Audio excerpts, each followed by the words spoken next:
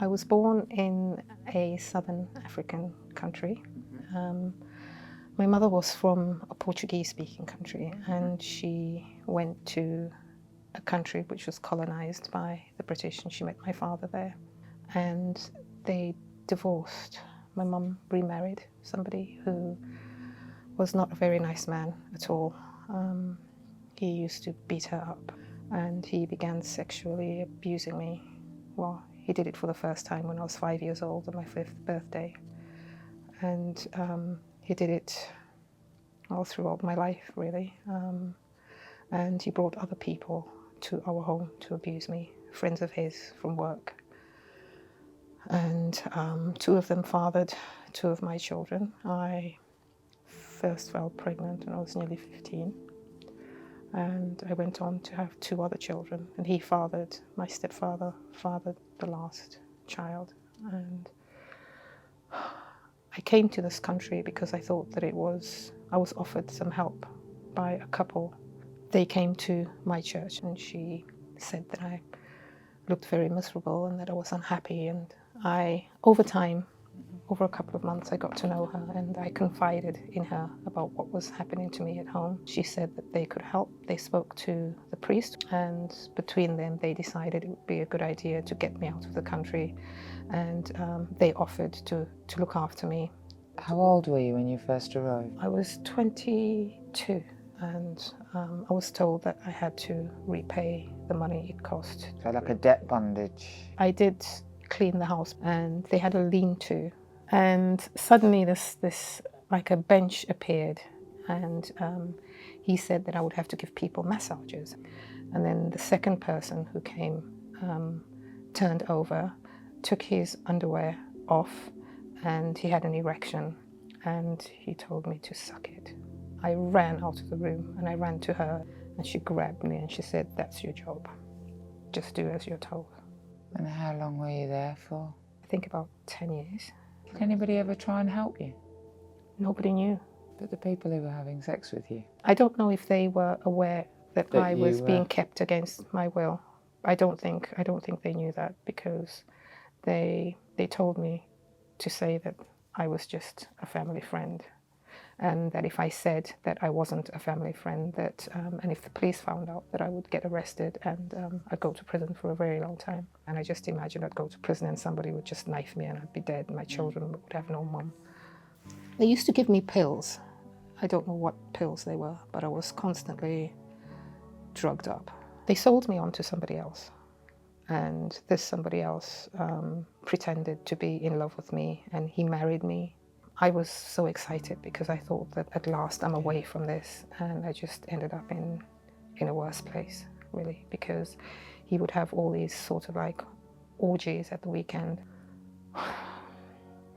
And he used to make me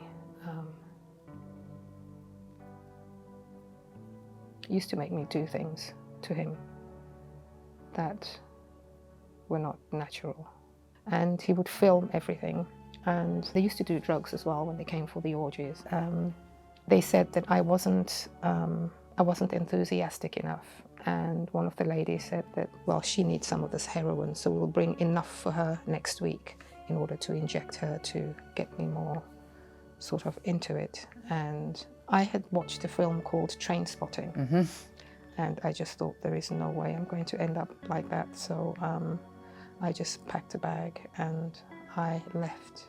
And I was crying, and it was raining very, very hard.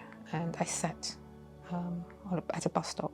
And this man came driving past, and he stopped and said, "Oh, you catch your death or something." And he said, "Get into the car." And I said, "No, I don't know you." And he bought me a coffee, and he asked me what the problem was. And I had nothing. I had nowhere to go. And so I just told him everything.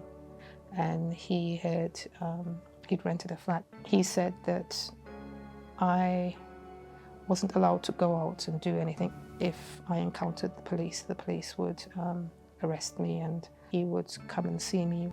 They took me down to Manchester, to a clinic there, and I had breast enlargement. And in order to keep me trim, they bought an old treadmill and he used to measure my waist. He used to come and have sex with me, and a couple of his friends did a couple of times. So how did you get away? And he gave me a bank card, and I would go to the bank and get some money out to pay bills and so on. And he and his wife had separate bank accounts, and she was looking for something one day, and she saw all this movement on his account, and she did a bit of digging, and she found everything out about me, where I was and all of that, and she thought I was having an affair with him, and she came to see me. She knew stuff about modern day slavery, and she was the lady who helped me. I was just a broken person. For all of those years I lived with these people, I was detached from myself. It felt like I was on a cloud somewhere watching somebody else live my life. I didn't feel, I don't know if you know what that feels like. Disassociation, yeah. I had no feelings at all. I used to obviously work in one of the Salvation Army human trafficking support services. What difference did that make to your life? It's completely changed my life, totally. I didn't trust the place when I arrived. I wedged my bed up against the door because I thought somebody is going to come in here and somebody is going to do something to me. But for the first time in my adult life, they treated me with respect, with consideration. They do everything for us. We have a lovely roof over our heads. We have very helpful support workers. I've had so much support. I am a person, I have a life now. I come and go as I please. I can walk down the road and ask a policeman for directions. And what message would you send to somebody still trapped in the situation you were in? Just leave. Just walk out and go to the nearest police station, because had I done that, I could have done that 20 years ago, but I was too afraid to.